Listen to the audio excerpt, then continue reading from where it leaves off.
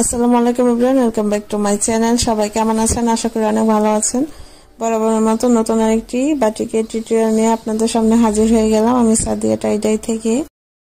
প্রথমে আমি কিন্তু কাপড়টাকে থেকে মারটা ঝরিয়ে নিয়েছি। আমি যে কাপড়টা বাজার থেকে কিনে এনে কাপড়ে যে মার থাকে এটা সাবান দিয়ে কিছুক্ষণ ভিজিয়ে রেখে তারপর কাপড়টাকে ধুয়ে নিতে হবে। তারপর হচ্ছে আমরা বাটিকের জন্য কাপড়টা বাটিক করে নিতে পারবো। কাপড়টাতে এভাবে করেই কিন্তু আমরা বাটিকের কাপড় প্রস্তুত করে নিই। তারপর হচ্ছে এখন আমি কাপড়টাতে ভাঁজ দিয়ে দিব।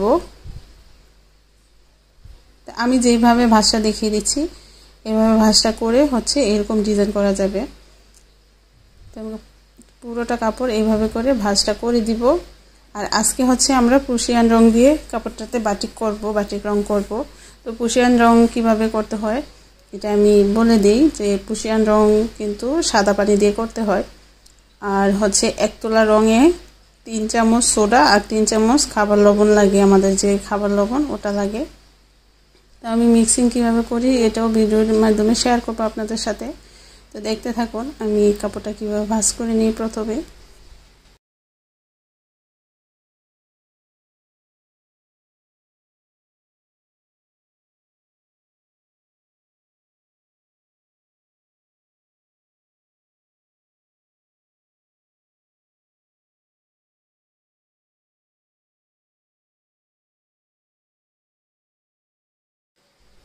তো আমার কাপড়ের এই সাইডটা কিন্তু ভাঁজ করা হয়ে গিয়েছে। এখন এই কর্নার থেকে আমরা কাপড়টাকে ত্রিভুজ আকৃতির করে ভাঁজ করে নিব। তো আমি যেইভাবে ধরেছি ঠিক একইভাবে আপনার কাপড়টাকে ধরে তারপর হচ্ছে ত্রিভুজ আকৃতির করে নেবেন।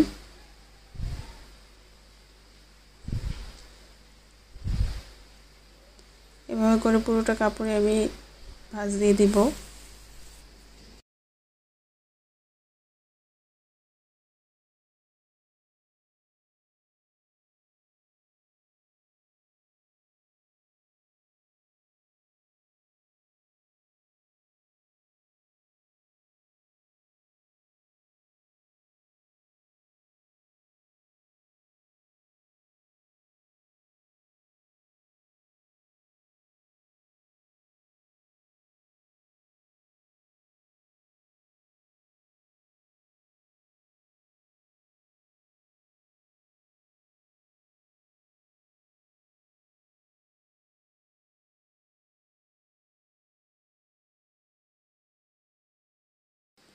কাপড়টা ভাঁজ করে হয়ে গেলে রাবারের সাহায্যে আমরা কাপড়টাকে আটকিয়ে দিব।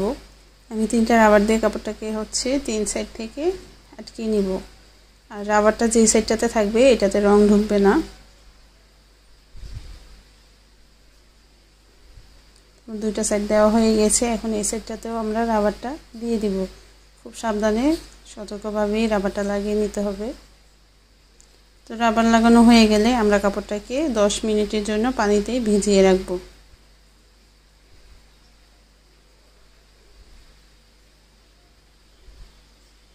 এখন হচ্ছে আমরা রংটা গুলে নিব। তো এখানে আমি হচ্ছে সোডা নিয়ে নিচ্ছি 3 চামচ আর হচ্ছে খাবার লবণ নিয়ে নিলাম 3 চামচ। নিয়ে নরমাল পানি দিয়ে পানিটাকে খুব ভালো করে মিশিয়ে নিতে হবে সোডা আর লবণের সাথে। তো আমি সোডা আর লবণ পানির সাথে খুব ভালো করে মিশিয়ে নিব। যখন কোনো দলা থাকবে না তারপর হচ্ছে আমি রংটা দিয়ে দিব। এখানে আমি লাল রং ইউজ করেছি।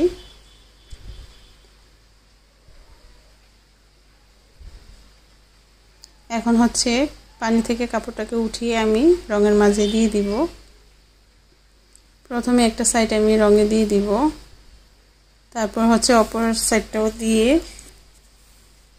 এখন এইভাবে করে কাপড়টাকে রেখে দিব রঙের মাঝে 10 মিনিটের মতো। তো আমার কাপড়টা রঙে রাখা হয়ে গিয়েছে। এখন কাপড়টা রং থেকে উঠিয়ে আমি কয়েক ঘন্টার জন্য রেখে দিব।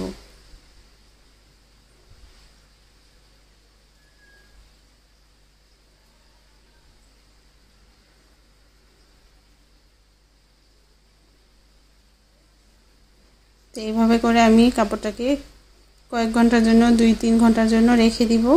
তারপর হচ্ছে কাপড়টাকে আমরা ধুয়ে নিব। তো ওয়াশ করার পর আমার কাপড়ের ডিজাইনটা এরকম হয়েছে। আমি আসলে যেরকম ডিজাইন চেয়েছিলাম ওটা হয় নাই। তো পরের ভিডিওতে অবশ্যই চেষ্টা করব। সবাই ভালো থাকবেন, সুস্থ থাকবেন। আল্লাহ হাফেজ সবাইকে।